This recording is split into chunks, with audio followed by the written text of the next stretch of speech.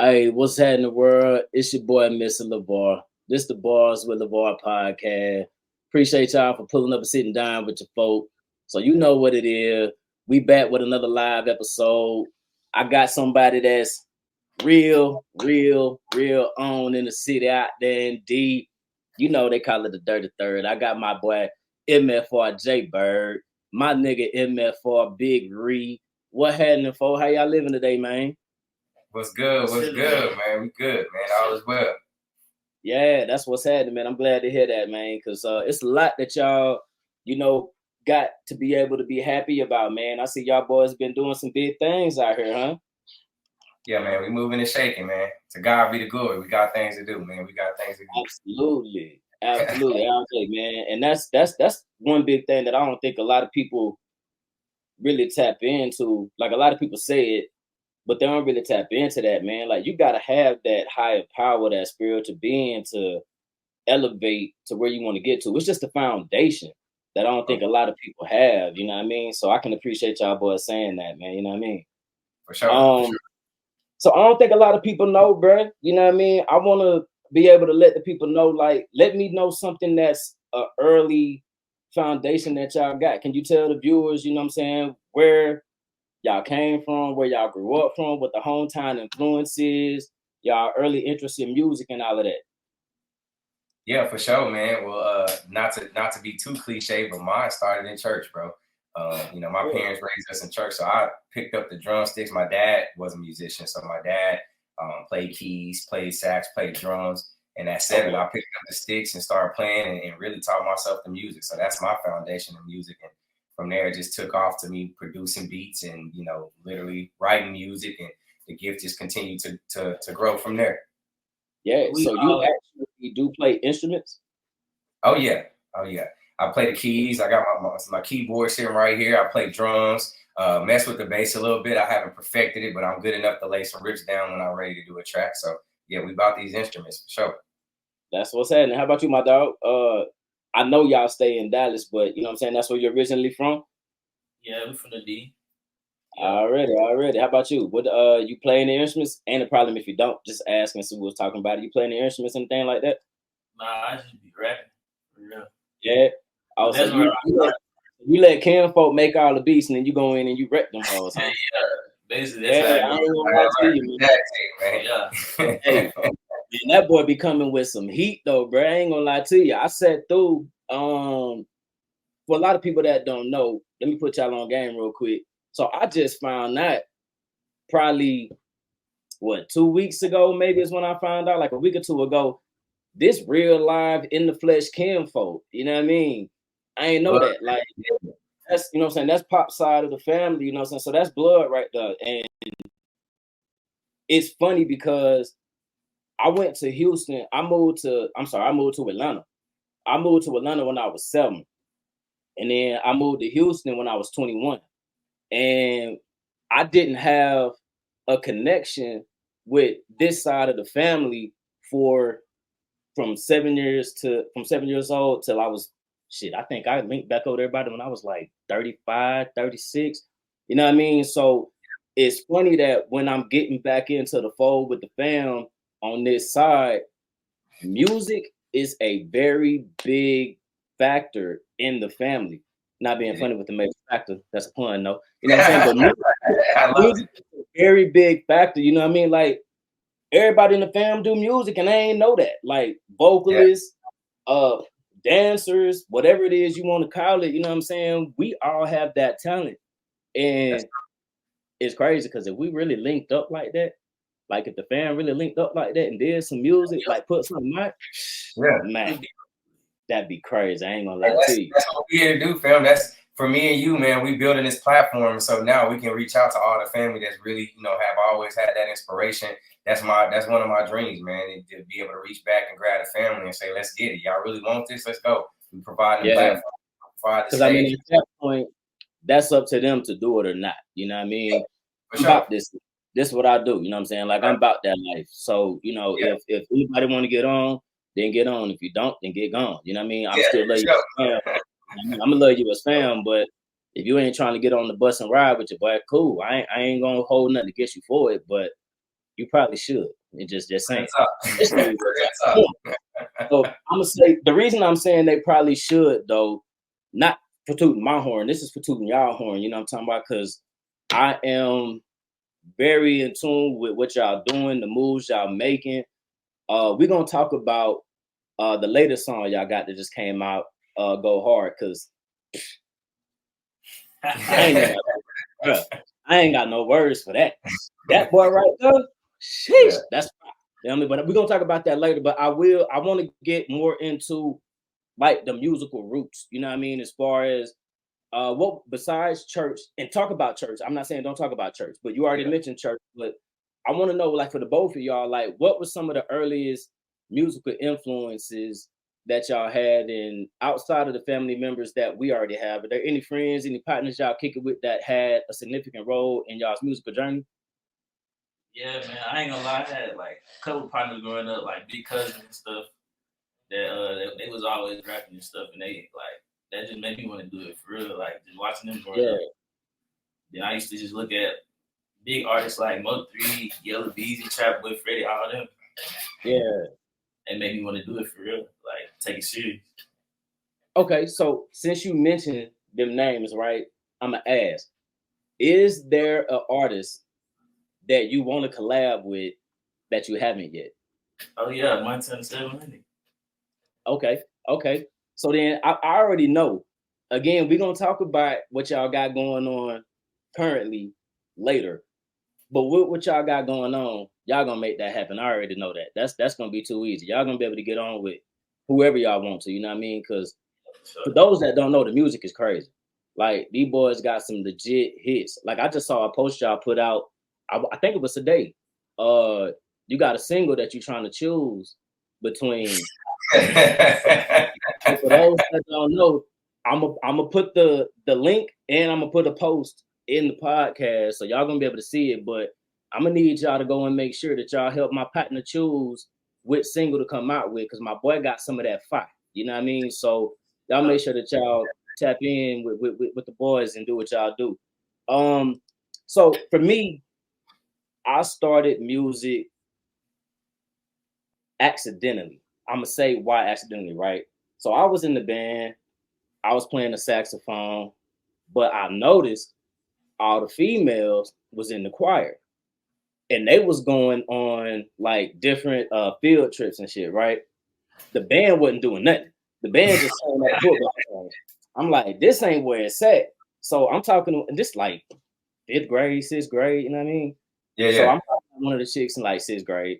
She was like, yeah, we going to Disneyland and boo boo boo. So I'm like, okay, well shit, let me join the choir. But it was like, you got to try out though. You can't just be in the choir. I've never sung in front of anybody like in person, you know what I mean? Like my mom and them, you know what I'm saying, at the house, you know what I mean? But like doing the actual performance, I've never done it. So I was like, you got to perform. So I'm like, all right, cool, let's do what it do. I remember Crossroads by Bone. Yeah. That was the song that I had did. It's not a like show your voice type of talent type of song, you know what I mean? But that's what was hot at that moment. So I'm like, cool, let's do what it do. So I did that song, and they was all the teacher, the instructor, I should say, the instructor, all the females in the class, because at that time, which even currently now, that's what mattered, you know what I mean? No disrespect to my wife. I'm just saying in general, like the female audience is what creates your buzz. That's like, that's true. So real. You know what I'm saying? I hate to say it, but like dudes, they'll listen to you, but they're not gonna financially support you. Mm-hmm. Yeah. They'll buy your tickets to your shows just because they got want to go, but they not buying the tickets to your shows because they want to go, right? So when females, my instructor were like, man, you got a voice. I'm like, oh shit, okay, cool. Well, let me join the choir then. So that's where my journey started. And excuse me, because it's funny, because especially in our culture, a lot of music starts in the church. You know what I mean? My grandmama on my mama's side, she was heavy in church. I'm talking about we had to go to church like 5-6 days out the week, fam, type all the time. You know what I mean? And the only day we had off, oddly enough, was the Sabbath. You know what I mean? That was the only day we had off. But every other day we were in the church. But that's not where I got my musical background. It's just a natural given talent. But outside of that, enough about me. At what point can I ask, did y'all realize that music was y'all's passion? I ain't gonna lie, for me, it was when Unc had threw me in the studio. It was like this specific night. It was after my little cousin, her sweet 16, and he had we went back to the studio because he had just got his equipment.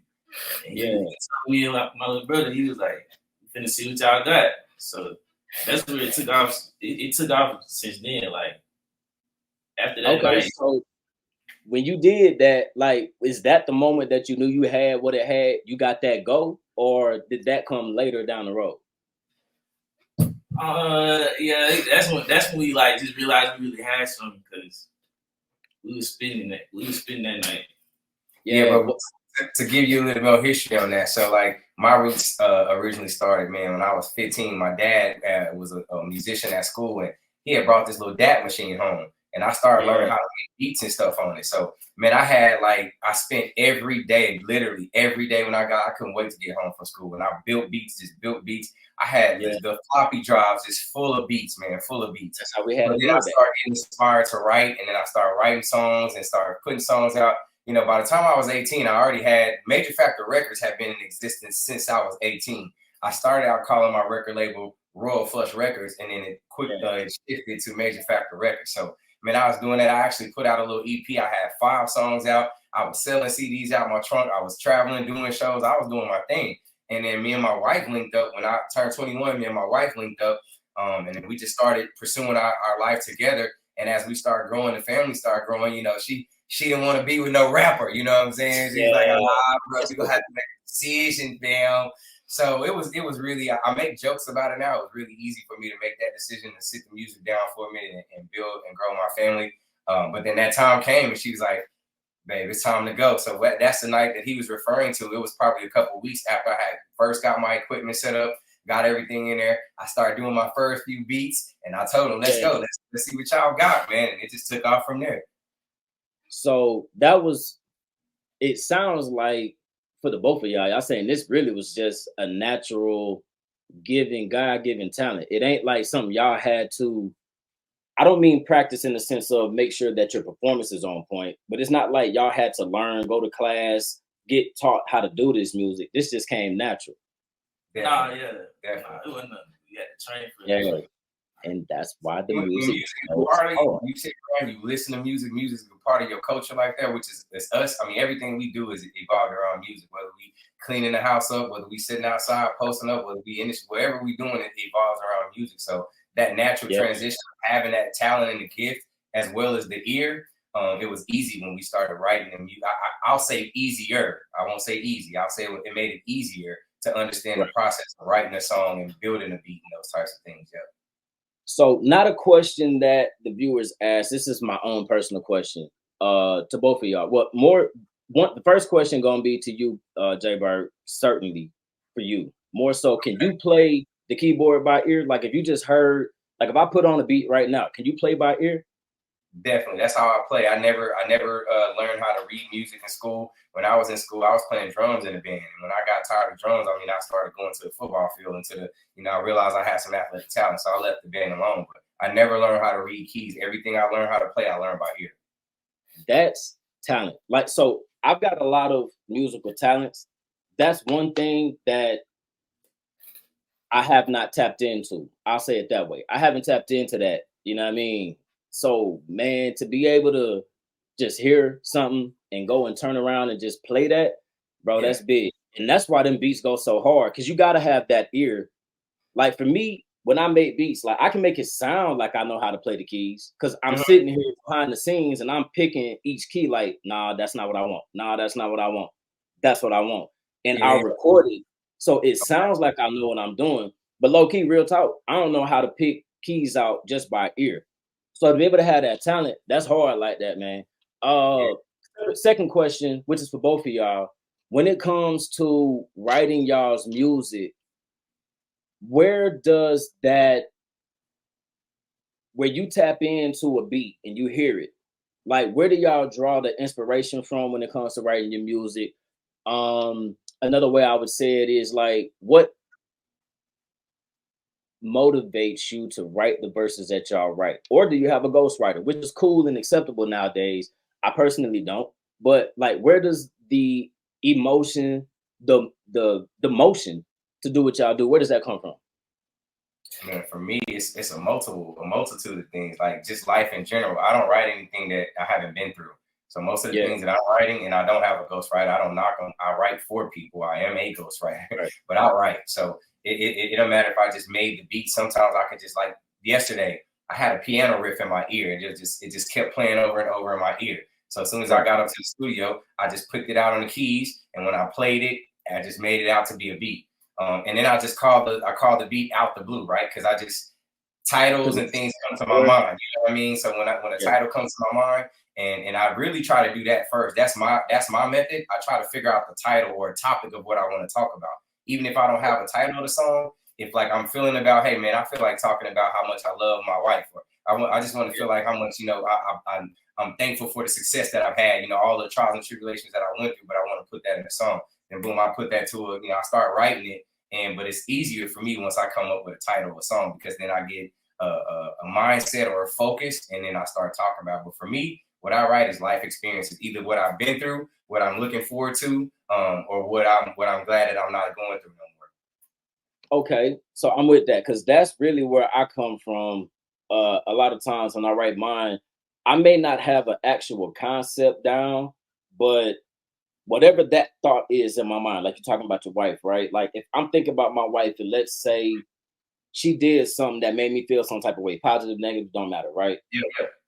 That's where my thought process comes from, and it starts where I'm writing the whole song, right? So, Ree, I'm gonna ask you a question.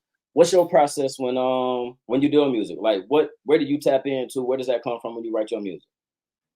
So honestly, it's just like, if it would depend on, like, if it's a focus on the title already, like it's a title already put down, that's what I put my focus on, just writing to that, or either like I'll just fill the beat out and then write to that, like that, like he said, like I don't be talking about nothing I ain't been through. I don't no cat rap. Let's say that again. No cap rap over here, man. We ain't doing no cap. Because that's such a big thing now, bro. Like that's really what made people pop. Not the only thing. So I'm not saying that's the only thing, but that for some reason, like you can just tell when somebody got that go. Like if they really about being in the streets and making that money, you can just look at that motherfucker and know that they about getting to the money. For sure. Then the same thing. You can look at a motherfucker and know, nah, you green, you square, you ain't really about that life. I'm like, bro, you talking about you got hoes, this, females, that. I'm seeing you in the club and you partnered up with your partner in them. Exactly. But every song you got bad bitches. Where your, I'm not, no disrespect, not trying to be, disrespectful, but like, nigga, where your bad bitches at though? Where they at? We gonna talk about y'all boys, man, because one thing that I do love about what y'all do, man, is y'all's MFRDollz. Them MFRDollz, that's fire. That's a fire-ass concept. And I'm saying that from, like, I usually move by myself. Yeah. And whenever I go into a performance, right, when I see a squad that got a couple of partners, but then they got nothing but females representing for them. And I don't mean they got to necessarily do nothing with the females. That's a totally separate conversation. I'm saying females that represent for your squad. Right. That's hard to come by. And when you putting on a performance and when you putting on a show, to be able to see a squad that got females putting on for them like that, like that's hard. I can definitely appreciate the fact y'all do that. And we'll touch on them and talk about them too. So one more question, though, and then I'm gonna go to the next question. Right. You know how to freestyle, bro? Nah, I ain't gonna lie to you. I got it right. I'm getting into it. I ain't just no freestyle rapper yet, though. No, that's cool. I mean, I'm not either. You know what I'm saying? So, like, one of my processes I do when I write, right? Like, I got two phones. I have my song or the beat playing on this phone, and then I'll have my voice recorder open on this phone. Yeah. I'm just straight riding to work, riding to wherever I'm riding. I could be riding to the liquor store, don't matter. Wherever I'm going, I got this phone on the voice recorder, the beat playing, and while I'm just going where I'm going, I'm mumbling. I'm not saying nothing, but I know the melody I want. Then when I get to the house, I open up the DAW, and I start writing to the melody that I just recorded in my phone. So I can't freestyle either. Now, every blue moon, if I'm feeling myself, there might be some fire ass words that come out on the little freestyle. That's not you are. Yeah, you know what I'm saying? When I'm on one. Yeah. I'm just I'm a mumble real quick, make these little mumbles sound good, and then I turn it into a fire ass song. So ain't no thing if you can't freestyle. I'm gonna ask you too, though, Byrd. You can freestyle, bro? Now I put the freestyle up a long time ago. I used to do that, man, because we grew up on, UGK, DJ Screw, you know what I'm saying? So freestyle was just everything. Like every day we turn the beat on, we just going. I'm coming down this, I'm going through it. But now those days over with, man. Like I like to write meaningful things. And really it's hard to come straight off the dome. Shouts out to everybody that can. That's a huge gift within itself, man. But for me, I like to come off the dome, write it down, evaluate it, make it make sense, and then record it, listen to it. Sometimes I'll go change a few words or bars or something. And then, and then once it's recorded, then if it's a song I've already recorded, you might as well say I'm freestyling because now I got it. Yeah. Just being real, like a lot of artists that are on a lot of artists that are on right now, they don't really admit it, but half of them don't be freestyling either. Half of those are written raps. For sure. That they tried. So it's just like somebody that's reading a teleprompter. You got some people that know how to read a teleprompter and you can tell they're reading. Then you got some people that can read a teleprompter and it's like they just coming off the dome. Same thing with raps, you know what I'm saying? When you see like on Sway Universe, they have people come on to do the 5-finger, whatever the 5-finger joint where they go on the freestyle and they change the beat on them. I don't know the percentage, so I'm not going to throw a percentage out there. But I can tell just by knowing music and knowing how to write, because that's what I do. I'm a songwriter. I know these songs is written. First off, how you freestyling, but you come in with a verse, you put a chorus and a hook in it, come back with another verse, and you got the same exact chorus and hook in it. If you freestyling, you're not going to remember unless you're just that gifted and you're that blessed that you remember what the hook was you just came up with. Come on, bro. Like you can't. Get out of here. That ain't what's happening. Nah, that ain't what's happening. So let me ask you this. I know we touched on how y'all got on, and Ree, I know you said that when your partners put you on the beat and you heard it and you just went in and that's when you knew.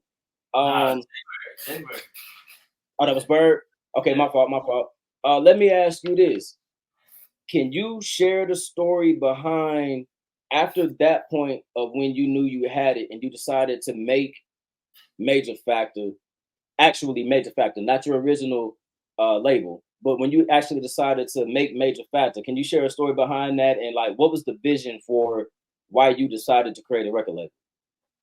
Yeah, really, when I saw Ree and I saw my son getting into the music and I saw that they were really serious about it, I wanted to make sure that one, when my wife finally gave me the backing to get back into this music, that I've been in business, right? So I wanted to do it legit. So I wanted to make sure that we, did all the things, incorporated the business, the whole nine from the paperwork perspective. But the biggest thing is I know this music game and I know it's a lot of snakes and vultures, Diddy's and Einsteins and all these other kind of people that's in the business. And I did not want my son and my nephew to have to be, selling their soul for a jelly roll and be able to protect their manhole and all them other types of things, right? Because that's real talk in this industry, right? You know what I'm saying? So at the end of the day, man, when I sat them down and I found out that this is something they were serious about, we just mashed the gas. I went ahead and incorporated, did all the legal paperwork and everything behind it. Went and got the logo trademark. I mean, we did the whole thing, and then we just went and started building this thing. We solicited some help from some attorneys, got our paperwork tight, got our contracts tight, got everything locked in, and then we just mashed the gas and went go, man. So now that the business is established, now organically we've been growing and doing our thing, having emotion, and now we're making that career shift to where now it's about the bread. We about getting on these stages, about getting this major distribution from Mayja Fakta Records. So our focus now is getting major distribution so we can really take this thing where it's supposed to go. Okay, so for those that don't know, can y'all share, if this is a mutual thing, can y'all share, without going into all the details, can you share what the process would be and what it looks like for setting up a record label, as far as getting your EIN, setting all of the actual back end processes up. Little bullet points. Can you talk about that so people will know that want to be able to start a record label, what it is they need to do? Yeah, most definitely. So the first thing is your concept. Come up with your concept. And for us as a label, we're not just a hip hop label. We actually are a well diverse label. We have some gospel artists on the roster with us. We got R&B heavy. We do have hip hop. Also, we got a couple brothers that we have been listening to that do country music. You know what I'm saying? So like we're well diverse, right? So come up with your concept, get your name and your concept, figure out your identity. And I would highly recommend that you write out a business plan and have your goals already set prior to you doing the paperwork. Next step is go to your Secretary of State and you register your business. We registered ours as an S corp, as a corporation, simply because this is it's going to be a larger umbrella for more things to come. But you could do an LLC, but do whichever way. Make sure you incorporate and not just a sole proprietor type of a business, but doing either an LLC or S or C corp. Study the differences between the two because there's tax differences and all this type of stuff. But as a recording business, you set that up. EIN, you don't need an EIN for media and broadcast. There's a tax bracket for media and broadcast, which is what we do as a label. You only need EINs when you start to sell your merchandise and all those types of things. So you get your EIN, get your sales tax permit or whatever for whatever your state is. And all of these things, I highly recommend, if you haven't done it before, go to a rocket lawyer, go to somewhere like it's not going to charge you like a real attorney, but that can give you the legal advice that you need for it to still be affordable. And from that point, that's the backside of it. Of course, you got to figure out your distribution, who you're going to use to distribute your albums. You figure out who you partner with and things like that. But from that point, man, there's so many avenues and ways to get your music out in front of people now organically. Even before you start spending a bunch of money, behind advertising and putting ads out there for your music. So there's a good place to start with social media, with the SoundClouds of the world, all these different things. But again, at some point, you're going to have to put money behind, your music. You're going to have to do something to stand out because everybody is doing music. Everybody on every corner got a song, got a music, dropping something. So in order for you to stand out above the crowd, that's when the investments start. And then that's, you start doing things like coming up with your crew and coming up with your ideas and your marketing plan and all those types of things because you got to stand out. I think T-Pain said it once before, it takes $200,000 to break a record. And that's real talk. Like, literally, like you want that thing to be really heard on playlists and charting and all those types of things. There's ways that you could do it a little different now. But for the most part, is at that point, once you get your business to where we have it now it's time to start making those investments. Okay, so for those that don't know, this is the purpose of why we have the show, right? Like this is to be able to show those that don't know where to start. Listen to what my dog is saying, because he's giving you the blueprint as to how to start. You know what I mean? Yep. Making music, that's the bottom of the totem pole when it comes to getting on and doing this music, right? Like he just said, everybody doing music now, especially with social media being so big now, and you can make one hit. I remember when we was coming up, one hit wonders used to get talked about. You know what I mean? You make one hit and that's all you made. Like you wasn't on. Like you wasn't about that life. Like you ain't music. Right. Now all you need is one hit. So it's funny how the tables have turned. It's like as long as you got something that's catchy and you have like a brand behind you, you got to have a little bit of money behind you. You know what I mean? But you got a book behind you. As long as you have certain factors behind you to make that one hit pop, you can get money. But back then, you wasn't getting no money if you had just one hit because it wasn't as easily accessible to get on in the music industry. Ree, I'm gonna ask you this question, Famo. What do you feel when it comes to the music? If there's anything that you feel, what do you feel is like the hardest thing to accomplish when it comes to the music? Like, doing shows, is that hard? Is going to the studio, is that hard and time consuming? Like, what is it that is a task when it comes to doing this music that's hard for you, if anything? And that's my question. That's a personal question. Just in the studio, for real, like, you gotta always like your work ethic gotta be there in the studio. Like you can't just be half stepping in the studio. Like you gotta always come hard in the studio. Like you gotta spend time in the studio for real if you're trying to make a hit. Yeah. Like practice make perfect. Like you gotta always stay in the studio so you can keep getting better type of stuff. All right. So are you the kind of artist that so there's some artists that'll go into the studio dolo. There's some artists that want to have like, let's say it's a group and it's a group of 3 or 4 people. They like to have the 3 or 4 people in there with them recording, or they like to have the whole studio just sold up and it's a whole entourage. What kind of artist, recording artist are you? What you like? It don't matter to me, like, but most of the time I do be in here, like it'll just be either me or it'll be me and J Byrd. But it can be in here, like I don't be tripping on that. For real. Okay. So you ain't the nervous type. Like there's some people that I've recorded and they be like, I'm ready, let's do what it do. They're gonna pull up at 6 o'clock, we ready to record. They go into the booth and they get ready to record and then they freeze. And it's like, nah, let me do it again. Let me I'm good. Let me start over. You a nervous recorder or not? Nah, that ain't me. It ain't never been me. I would have never put a dime or no time into it if he came in here with that, man. You know what I'm saying? Yeah, can't come that way. That ain't part of the Anderson blood, bro. You know what I mean? That ain't a part of our blood, man. We don't do that. We come ready all the time, huh? Yeah, exactly. Stay ready, man. Hey. And the crazy part about it is too, man. It's like you said, say that again. Stay ready. Yeah, man. That's another shameless plug for that Go Hard song. Just saying. Absolutely.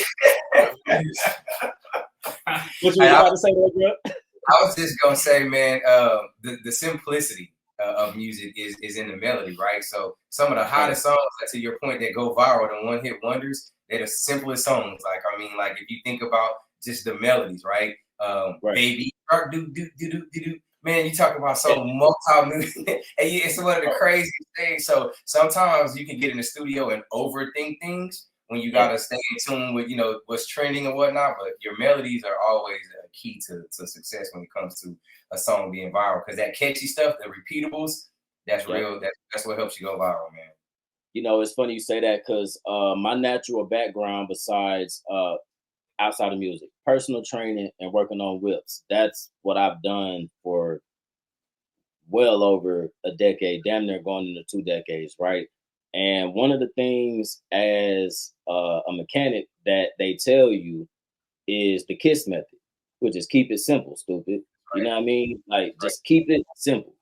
You trying to overthink things. I'm saying that to say, like, when you're in the booth or when you're writing or whatnot, just keep it simple. Because most people aren't going to remember every word to every song. That's right. Just make something that's really catchy, really quick, drop it and move on and do what you do. So that's another tidbit that a lot of people, you know what I'm saying, that'll be watching, pay attention to that. Like, don't overthink your bars. Just write something that you know go hard, that's real quick, that's real catchy.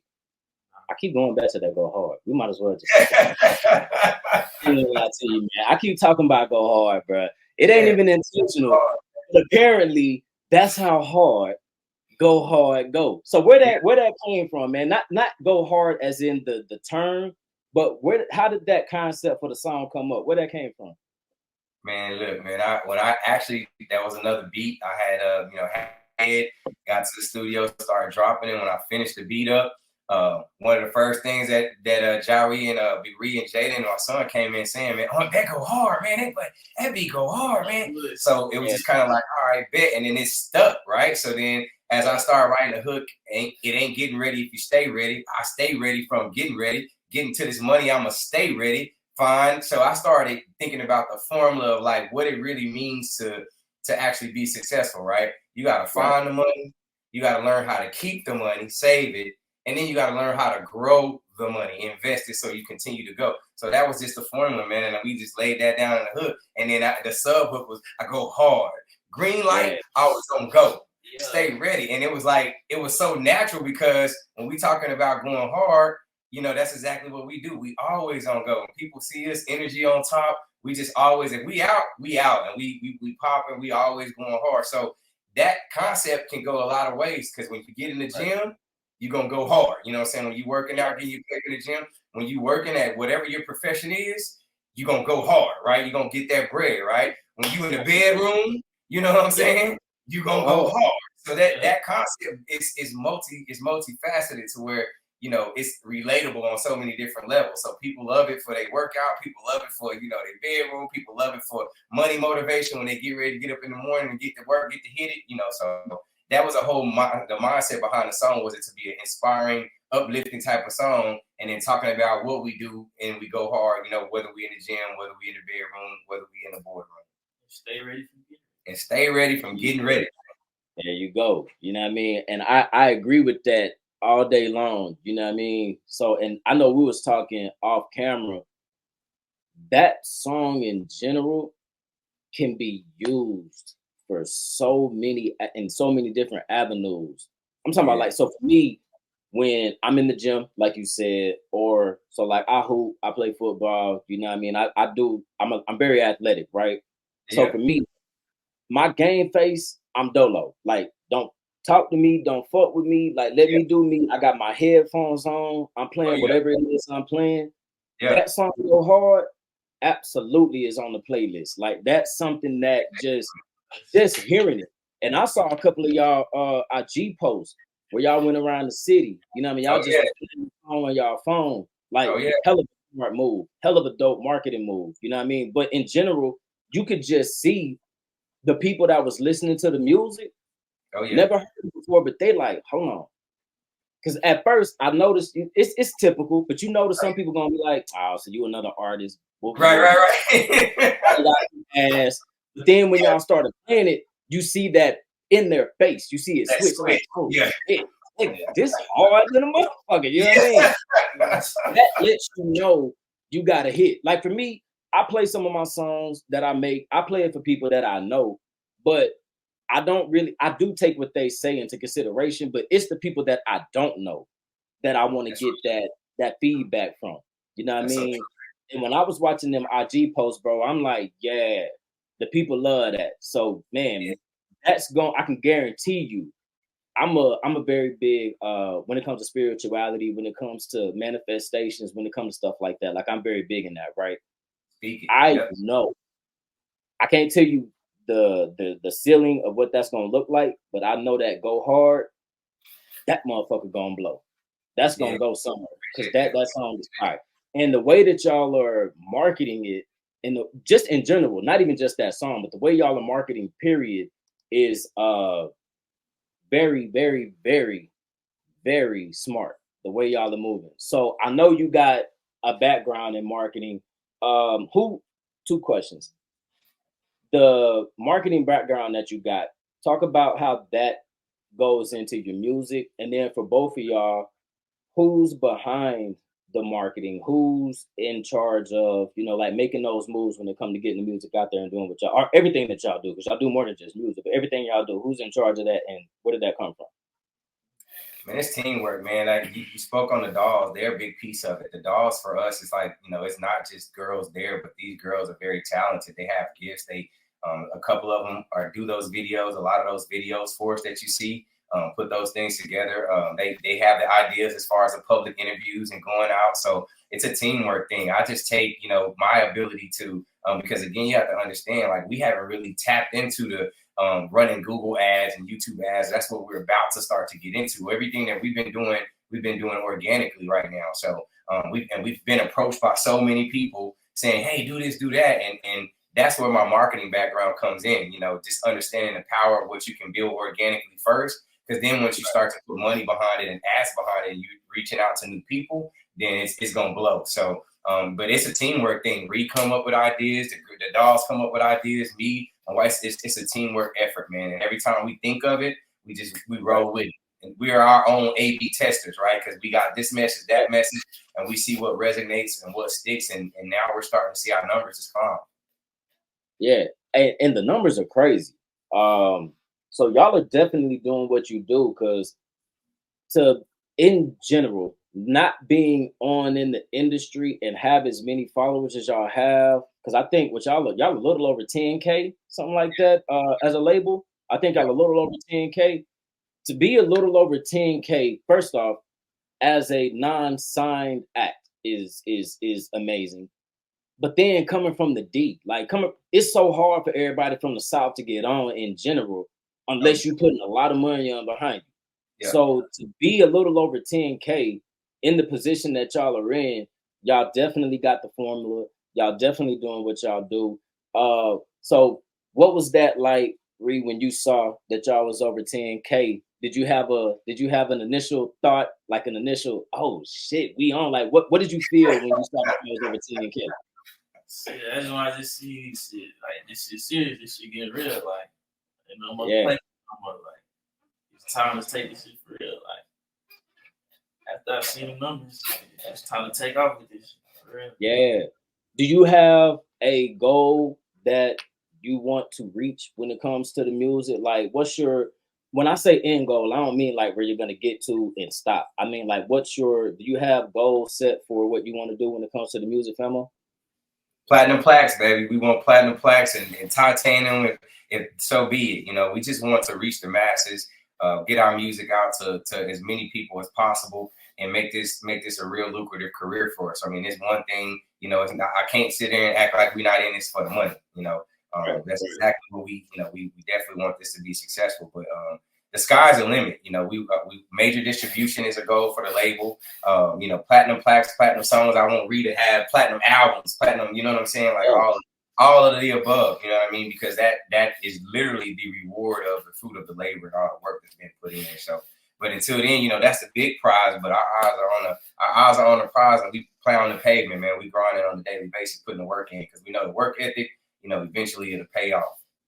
Yeah, absolutely. Yeah, so tap in. Everybody. Now, so I know that with a lot of the moves y'all boys is making, the distribution goal is absolutely gonna happen. So my question, right, for the people listening, what are the steps that you would take to be able to reach that goal of getting a major distribution deal, and what to look for and what not to look for, if you can tap into that? Record hits, and we say record hits, but I mean, everything that we record, we think it's a hit, but we gotta wait till people say it's a hit. So recording good music is the first step, and then also knowing the right people. This industry is not a lot about what you know, but it's more so about who you know. So just trying to open up doors and connect with people that have those connections, so that when they hear us, they say, yeah, that's it. That's, you know, they got it. I mean, you know, we understand that major labels, they don't want to come and start the fire plus put gas on it. They want to walk into a situation where it's already on fire and then they throw the gas on it. So that's where we are in terms of our work ethic. Is we're the fire. We're working hard. We're putting our shows together. So every time we step on the stage, we're putting together some entertainment that people love to see. Just even with the Up Next Festival, selling tickets is a big piece of it. You know, because when people will pay to come out and see you, then that's a huge testament to what you're doing. And then just grinding, man. The only thing that we can control is our controllables and our work ethic, and being in the studio, making sure that we're doing the right thing. And then when we're out in public, making sure that we're representing the brand well, professional, and then just being a united front every time we're out there. And eventually we know somebody, the right people, are going to see that, and then they're going to come throw gas on this fire, man. Yeah. So do y'all want to be signed, or do y'all just specifically want a distribution goal? I'm asking because there's a lot of artists out here that are looking for that major label deal where they get that bag up front from Sony, Universal, whoever it may be. Or do you specifically just want that distribution deal? Is there a specific that you want? And if it is, why is that? So people will know. So the goal is major distribution. Obviously, we want major distribution. In terms of signing, we've got the artists. Like, as a label, we've got the artists, we've got the talent, we've got the music. We have everything already put in place. We just need that backing from a major label for distribution, for marketing, for promotion, getting us on charts, getting us on the playlist, and all those types of things, playing for video. So to answer your question, major distribution is the goal, because typically if you go to sign to a record label, you're signing to them because the only thing that you bring to the table is your talent. And you just, you know, want somebody to believe in you and put money behind you and all that. Well, with us, we've got the talent, we've got, you know, the gift, we got the right, we got the music, we have all of that in place. We just need the bag to put it behind us, so that can push us forward. So that's you know, that's the goal for Mayja Fakta. Which is interesting because there's so many people that don't realize, which I kind of touched on earlier, the music and making a song is the easiest part of this. That means nothing. Yep. It does, but like that's the minimum part of it. You got to have a following. You should have some dolls. If you don't, you know call them something else. You gotta call them something else. We got the dolls on lock. Yeah, you can call them something else. I agree with that, but you got to have your own version of, you know, a support team, a fan club, somebody that supports you and puts your stuff out there, right? You got to have that following. You got to have those. Yep. So the music is. I really don't like saying the least important part, but at the end of the day, it's the least important part. Because everybody can make a hit these days. That's irrelevant, but can you sell? Because really the money is what matters. That's right. And in this day and age, without that following, you ain't really getting to the money. Because it's a really different side of the industry now, because you can be independent and become a millionaire off your music. You don't have to sign to a label like you did back when we was coming up. You know what I mean? Like back when we was coming up, like you had to have all of the talent. You had to know how to harmonize. Even as a rapper, you had to have a lot of these skills, right? Like you had to know how to harmonize. You had to know how to sell. And when I mean sell, like you legit had to sell tickets. You had to sell your tapes, because it was tapes back then. And then it went to CDs. Like you had to sell your CDs. Like if you wasn't selling, if you weren't doing your own marketing, if you weren't basically your own manager or had a manager doing it for you, you wasn't getting on. Now it's different, and that paradigm has shifted. You know what I mean? So I can applaud y'all boys, man, because y'all do what it do. Everything that I've seen from y'all boys, man, honestly, I can applaud that from an artist outside of being fam. This is just another artist giving flowers to other artists. Y'all boys do what it do. Because I'm really, honestly, I'm not really a, when I'm in the whip, 90% of the time, honestly, I'm listening to my own music. That's just being real. That's just being honest. And listening to somebody else's music, it's because somebody else in the whip that, you know, I'm like, all right, I ain't going to make you go through, you know, listen to my own shit like that. All the time, yeah. But when I'm dolo in the whip, it's my stuff. If it's not my stuff, it's a beat so I can write some more stuff. You know what I mean? So I said that to say, like, as an artist that really does music, I can appreciate what y'all bring to the table, man, because y'all boys definitely got some fire. Y'all do what it do. So we definitely gonna have to link up. We gonna link up, you know what I'm saying, and make some hits, because man, y'all boys got it. You know what I mean? Yeah, I feel like I need to add this part too. So in terms of Mayja Fakta, like another reason, because I was telling you that the reason that I set this business up the way it is to make sure that my nephew and my son, first and foremost, were protected. But basically, all the artists that we signed. So with Mayja Fakta, it's about ownership, man. You hear all of these stories about, you know, these artists, these platinum artists that sold all this stuff, but they getting 5 points on their records and stuff like that. Yeah. Well, when Reed dropped his solo album, Reed is his own artist. So when he dropped his solo album, Mayja Fakta is the publisher. We got Mayja Fakta Publishing. We got 100% rights to his own album. So when he decided, you know, he has his producer that he breaks his points off to, and whoever he has featuring, but it's his. He's not giving his 80 points to somebody that didn't have anything to do with his music, which is why also we're looking for distribution, right? So that, you know, we're sharing whatever those percentages are with our major distribution, but ownerships and rights to the music and owning the masters, that's going to stay at the crib. Yeah, and that's the big deal, which is funny. It's not really funny, but it's funny because I just, maybe about 3-4 months ago, I'd have to look it up, but you know, everybody's starting to sell their masters now, like portions of their masters now. Yep.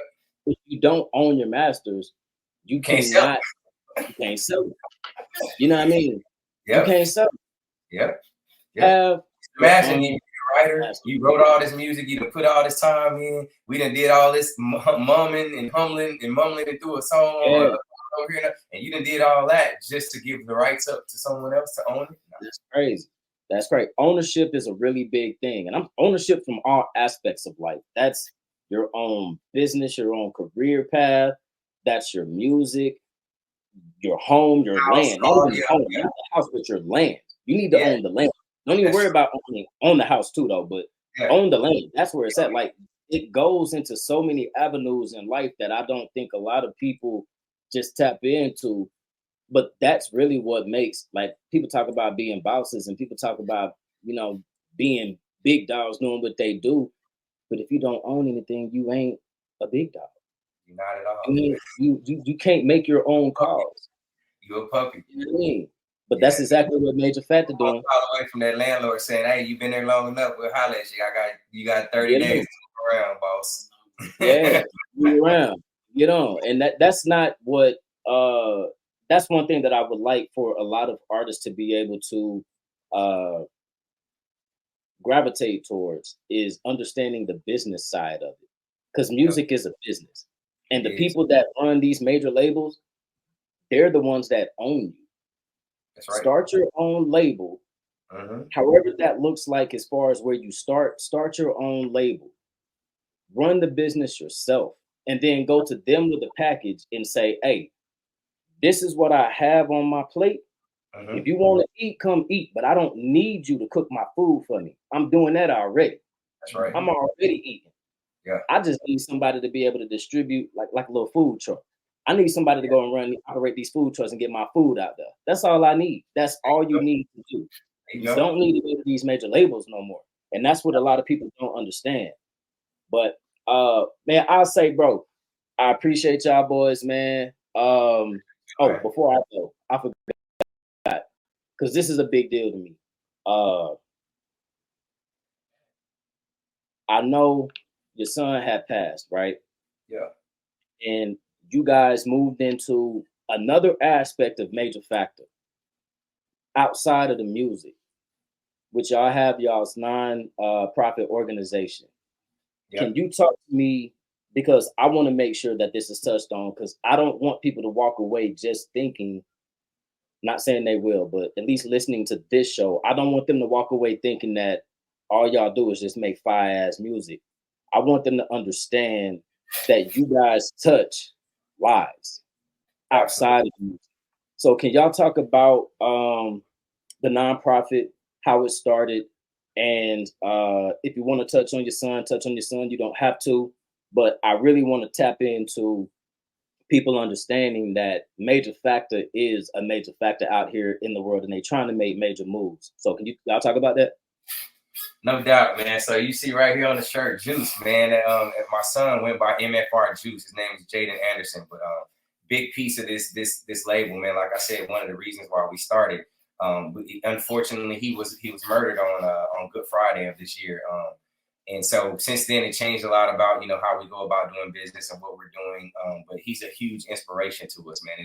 It's taken us a while to finally get to this point, because, we didn't even want to get in the studio no more, man. It was hard to even get back to music in general.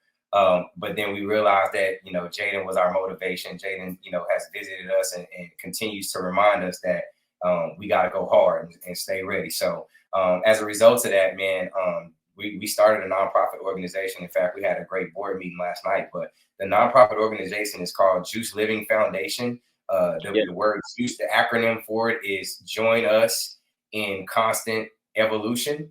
And so what we're doing is a mentorship program from children that are ages 12 to 18. And last night we may extend that to 21, because we're going to have a post program. But it's a mentorship program where we're going to be bringing in teenagers and helping them to develop their skill sets and their creative gifts. So if it's music, if it's arts, if it's theater, if it's drawing, or whatever it may be. Also for those who want to have a trade, or, just realize maybe college isn't something that they want to do, but, they're interested in plumbing, or, to your point, being a mechanic, or, those types of things. We want to develop skill sets in them that are going to give them something that they can have a career in life, and that they could do things to make money and not necessarily put guns in their hands. You know what I mean? Like, so there's a lot of kids that are out here that are being led astray by, different adults and people whose lives are in ruins, and they're manipulating kids on every hand, trying to just, put guns in their hand, make them sell drugs, make them sell their bodies, or whatever the situation may be. And Jayden had a really big heart. The people that he touched that are coming to us telling us, man, I wouldn't even have this barbershop if it wasn't for Juice, man. He inspired me. He let me plug his head up and everything, and kept inspiring me to keep going. Now I got a barbershop. Jayden inspired me to start this Bible study in high school, and now it's the biggest Bible study. So these are things that, as when Jayden passed, and some of his friends and people that he had touched started coming to us and sharing with us, it was evident, from a spiritual perspective, where we needed to go. And he had already provided that audience, right? Because all kind of kids would come to the house. You know, some kids, you know, may have been in single parent homes. Some of them were in foster homes. And so we just really didn't understand what that journey was about then, but now it's very clear to us. So we've got a lot of big people out here in the community that are partnering with us, man. We just, it's at the beginning stages of things, but there'll be a lot more to come in. If you just follow us on our website at MajorFactor.com, all of our stuff is there. Our music is there. Everything that we do from the organization, and there'll be links that will link you to the J.U.I.C.E Living Foundation once that website is done. And you'll see a ton of stuff about that. But essentially, it is our mission now to make a difference in the community by, you know, taking guns out of these kids' hands and putting something educational or something that's going to help them, you know, have a career in a long-term life and be a positive impact. Because me and my kinfolk were talking about that probably an episode or two ago. We were talking about how when we were coming up, we were taught trades in school. Mm-hmm. That's not a thing anymore. Mm-hmm. The structure of school now is built more towards teaching you how to be an employee to work for somebody. It's not teaching you how to do things for yourself. And the fact that you're opening another avenue under Mayja Fakta to be able to show these kids, hey, there's something more than just running in the streets. We all do it. We all done it. You know what I mean? And it's cool. But there comes a point in life where you have to elevate and grow past it, right? I ain't saying don't live your life. I ain't saying don't do what it do. You want to, you know, most people, not all, but most people want to be able to quote unquote fit in, right? Like me and you, we growing up, we see the older heads when we was young. We see the old heads riding in the big whips, you know what I'm saying? Got chains on, looking cool. How did you get that, my boy? Yeah. You got that? Let me do what you did. Let me try to follow your path. That's okay. But there comes a point where you got to realize that there's something greater than just being in the streets. You know what I mean? So to be able to give kids that avenue and show them that there's more to life that you can do to make you happy besides things that can get you put you in a position to where you're no longer here is something that you're doing for these kids. And I can appreciate that. Because that's one thing that I love to do, man. I love to reach back. You know, there's a saying that we got as a culture, like to each one, teach one. You know what I mean? Like reach back. What I've learned, I want to give that information and knowledge to somebody else. And unfortunately, as a culture, we sometimes don't do that. We want to hold all the information to ourselves. We don't really want to put our partner on game. Like if I'm getting to the bread, I feel like me telling you how I got to it gonna take bread out of my pocket, but it's not. It's not. Like we can both get to the money. We can both do music. We can both do physical therapy, personal training, working on cars. I can tell you what I've done, and I want you, me personally, like I want you to do it better than I did. That's right. You know what I mean? It keeps you safe. It keeps you as the person I'm teaching. It keeps you safe, and it's teaching you information and knowledge, which is something that we don't really have for us readily available, which is unfortunate because other cultures, they come out the womb with a trust fund. They come out the womb living comfortably and safe, not having to, how do I say, struggle to survive. But that's what we know. That's why what we do. You know what I mean? So, man, big ups to y'all, man, for doing what y'all do. I can't say nothing but much praise and much love to y'all boys. Straight flowers. So, look, I want to thank y'all for pulling up with your folk, dropping dimes with the Barz and LeVar family and those that was listening. Make sure y'all stay tuned for the video they got coming up next. It's your boy, Mr. LeVar. We part for now, but never too far. Subscribe to the channel for more Barz with LeVar. Till next time. Tap in. Major way or no way, baby. Walk in the club, pocket full of one. Houston nigga mugging, finna get flushed. I'm from Dallas, Texas, I don't fear nothing. Would've came outside, I would've shut down the club. I told the Drake and Lil Juice told the Glock. Niggas ain't bout it, they might as well flop. Kickin' in the cut with some little, it's hot. Nigga playing it, bitch, swear to God, we gon' rock. Walk in the club, pocket full of one. Houston nigga mugging, finna get flushed. I'm from Dallas, Texas, I don't fear nothing. Would've came outside, I would've shut down the club. I told the Drake and Lil Juice told the Glock. Niggas ain't bout it, they might as well flop. Kickin' in the cut with some little, it's hot. Nigga playing it, bitch, swear to God, we gon' rock.